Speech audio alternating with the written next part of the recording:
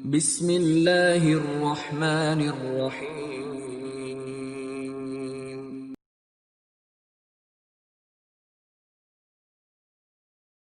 Bismillahirrahmanirrahim. Assalamualaikum warahmatullahi wabarakatuh. Alhamdulillahi wassalatu wassalamu ala rasulillah wa ala alihi wa sahbihi ajma'in. Amma ba'du. Kaifa halukum?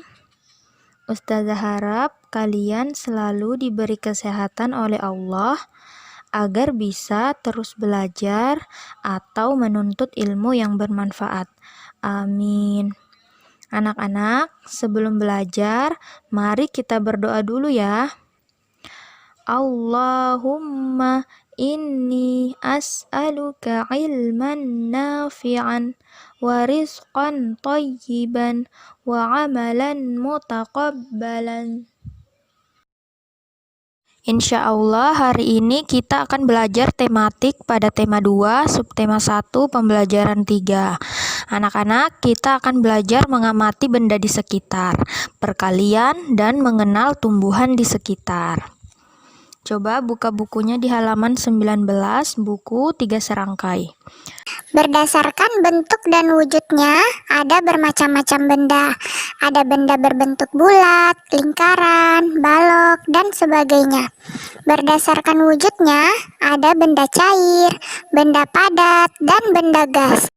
Benda-benda yang ada di sekitar kita sangat beragam. Dari keragaman itu, benda-benda dapat dikelompokkan berdasarkan wujudnya. Menurut wujudnya, benda dibedakan menjadi 3, yaitu benda padat, benda cair, dan benda gas. Nah, benda padat memiliki sifat dan volume tetap. Misalnya, tas, buku, pensil, pulpen, kelereng, batu, besi, dan lain sebagainya. Jadi, benda padat sangat penuh sehingga tidak berongga. Sedangkan benda cair memiliki sifat yang cukup rumit. Coba kita lihat ya, sifat-sifat yang dimiliki benda cair pada halaman 20. Yang pertama, bentuk sesuai wadahnya. Air yang ada dalam gelas akan berbentuk gelas. Begitu pula juga air yang ada dalam botol atau akuarium. Jadi, sifatnya itu mengikuti bentuk atau wadahnya ya. Kemudian yang kedua, mengalir. Benda cair mengalir dari tempat tinggi ke tempat rendah ini karena adanya gaya gravitasi bumi. Nah, gravitasi itu apa anak-anak? Jadi gravitasi adalah proses gaya tarik bumi.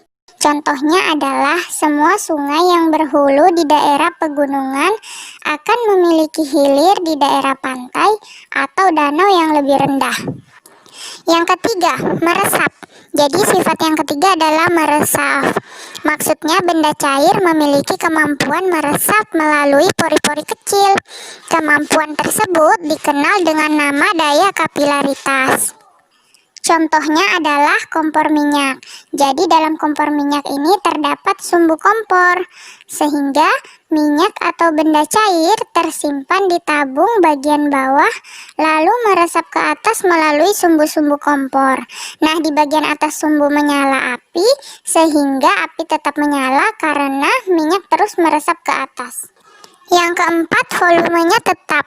Air memiliki volume tetap dan tidak berubah. Selanjutnya, benda gas juga memiliki sifat unik. Di antaranya, yang pertama menempati ruang. Jadi semua ruang akan dipenuhi oleh benda gas.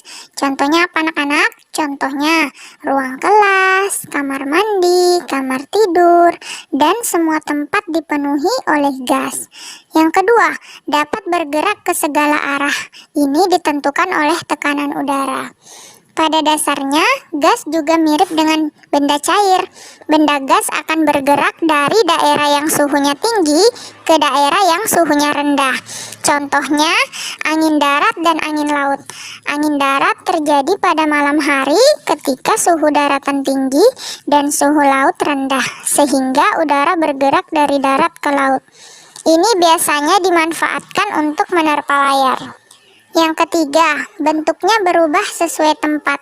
Misalnya, gas yang ada di dalam balon berbentuk balon, gas yang di dalam ban akan berbentuk ban, dan sebagainya. Jadi, gas itu berubah sesuai tempat. Yang keempat, volumenya berubah-ubah karena gas dapat memuai dengan cepat. Jadi bedanya dengan benda cair, tadi volume benda cair itu tetap, sedangkan kalau benda gas itu volumenya berubah-ubah ya anak-anak, karena benda gas dapat memuai dengan cepat. Selanjutnya, kita akan menuliskan bentuk perkalian. Anak-anak masih ingat kan perkalian itu apa? Jadi, perkalian adalah bentuk penjumlahan berulang. Nah, coba perhatikan gambar di halaman 23. Jadi, ada 3 kotak kelereng dan masing-masing kotak memiliki 4 buah kelereng. Jadi, bentuk perkaliannya 3 dikali 4 sama dengan 4 ditambah 4 ditambah 4. Jadi 4 dijumlahkan sebanyak 3 kali, sehingga 4 ditambah 4 8.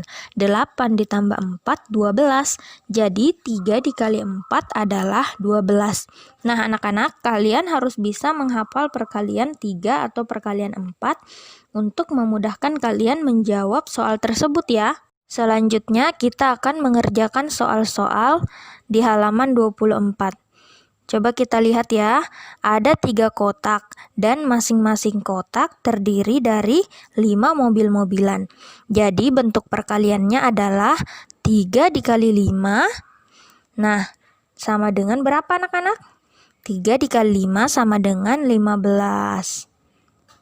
Jadi kalian harus menghafal perkalian ya untuk memudahkan kalian menemukan hasil perkalian tersebut.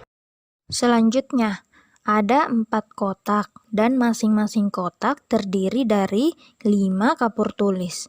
Jadi bentuk perkaliannya 4 dikali 5 sama dengan 20. Selanjutnya, ada 5 kotak dan masing-masing kotak terdiri dari 2 penghapus. Jadi bentuk perkaliannya 5 dikali 2 sama dengan 10. Jadi bagaimana anak-anak, sudah mengerti kan bagaimana menuliskan bentuk perkalian? Selanjutnya kita akan mengenal tumbuhan di sekitar. Coba buka bukunya di halaman 64 dan 65 buku Luqmanul Hakim. Alhamdulillah, sekarang aku tahu. Setiap tumbuhan mempunyai tempat hidup yang berbeda. Ada yang hidup di darat dan ada yang hidup di air. Tumbuhan yang hidup di darat sangat banyak. Ada yang tumbuh di sawah, padang rumput, atau di gurun pasir. Nah, kita lihat gambar ya. Padi dan kedelai tumbuh di sawah. Sedangkan mangga, kelapa, durian, rambutan itu tumbuhnya di kebun. Sedangkan kaktus bisa tumbuh di gurun pasir. Selanjutnya ada juga tumbuhan yang hidup di air. Akarnya di dalam air dan batangnya muncul di permukaan. Misalnya enceng gondok dan teratai. Teratai bunganya terlihat indah. Ada juga tumbuhan yang hidup menempel di tumbuhan lain. Misalnya anggrek, benalu, dan tali putri. Nah, benalu dan tali putri merugikan karena mengambil makanan dari tumbuhan yang ditumpangi.